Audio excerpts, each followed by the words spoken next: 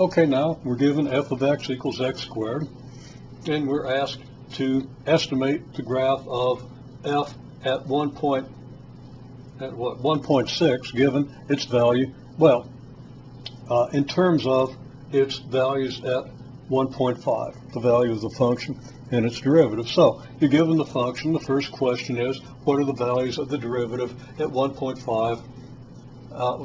What are the values of the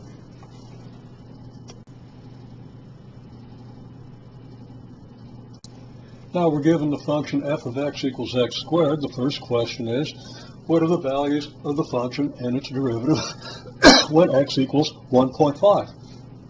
Okay, well, the derivative is 2x.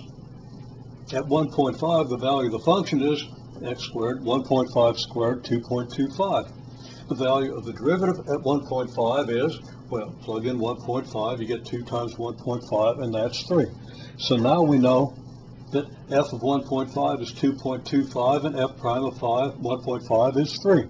So we're at the same place we were at the beginning of the preceding problem, which again people had no trouble understanding once we worked through it. Now it took us a while to do that, but people got to that point. So how do you think people are going to do with this? Well, what can you do with it? Do this if you don't remember. Do this even if you do remember, to make sure you do remember correctly. You're just going to apply the same ideas.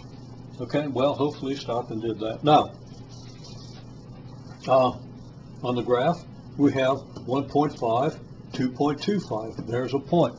So that's our point.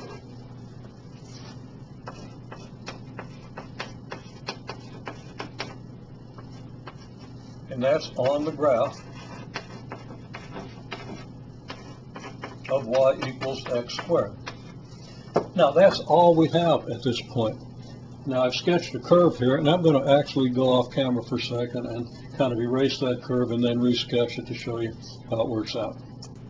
Okay, so at this point we would know that the point 1.5, 2.25 is on the graph. Now we got our little triangle to make our estimate of y equals x squared at x equals 1.6, and we'll do that in a minute.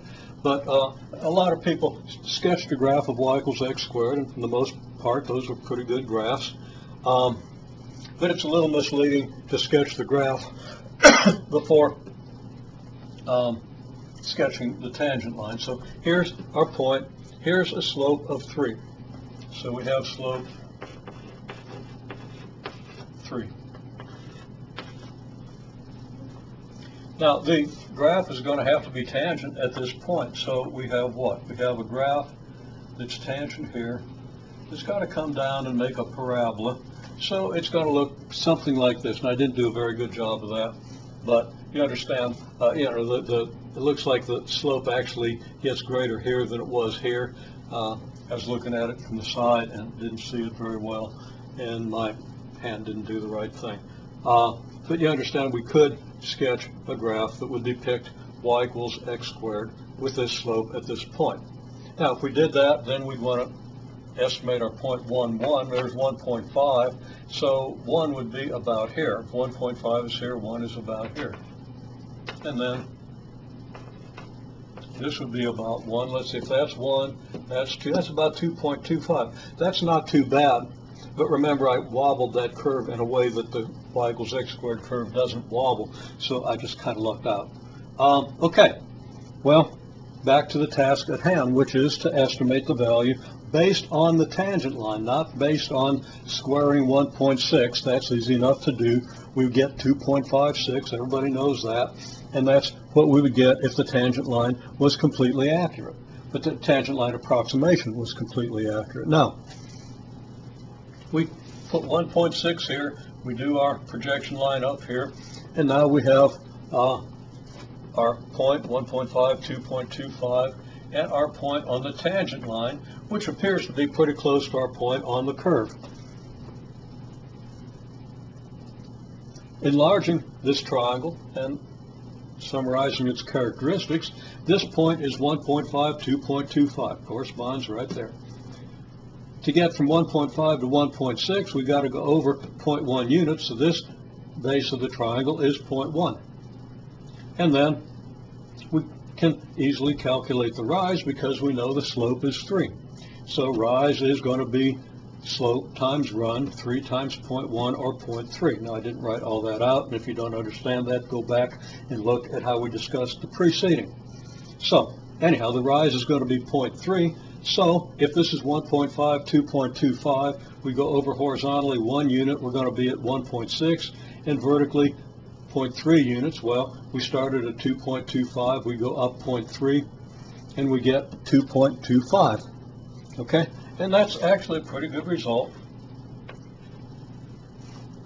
So we get our approximation, f of 1.6 is approximately 2.25. In fact, f of 1.6 is 1.6 squared. Everybody should know the squares of numbers up to 20. 16 squared is 256. 1.6 squared is between 1 squared and 2 squared, making it between 1 and 4, meaning you'd better put the decimal point there. There are other ways to do that too, count decimal points, etc. The point is, though, not that point, but the point of this comparison is that, yes, the curve has curved away from the tangent line a little bit by the time you get here. It's right on the tangent line here, but it's curving and it's concave up. Second derivative is positive, if you want to be reminded of that. You should think of that. Second derivative is positive, so the curve is going to curve up above the tangent line. And the actual value of the function then is going to be just a little higher than the estimate you get from the tangent line. Now, we only moved 1/10 of a unit. That's not far enough for the tangent line to curve very much above.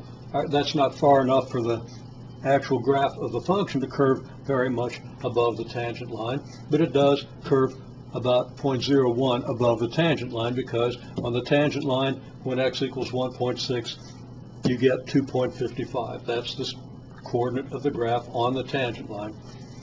The coordinate of the point on the actual graph would be 2.56.